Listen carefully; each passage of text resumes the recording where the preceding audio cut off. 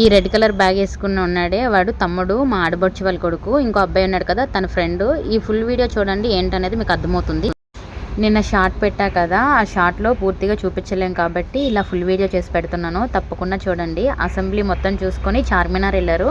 చార్మినార్ అయితే నేను వెళ్ళలేదు, వీళ్ళే వెళ్ళారు. నేను వెళ్తే ఇంట్లో పని అవ్వదని చెప్పేసి నేను వెళ్ళలేదు అనమాట. మళ్ళీ వీళ్ళు వచ్చేటప్పటికి వంట అది చేయాలి కదా, అందుకే వెళ్ళలేదు. ఇంకా చార్మినార్ అదంతా ఎక్కారు. తర్వాత చుట్టుపక్కల అంతా చూసుకున్నారు. ఇగోండి పావురాల దగ్గరికి వెళ్ళి పావురాలకి మేత కూడా వేసారంట.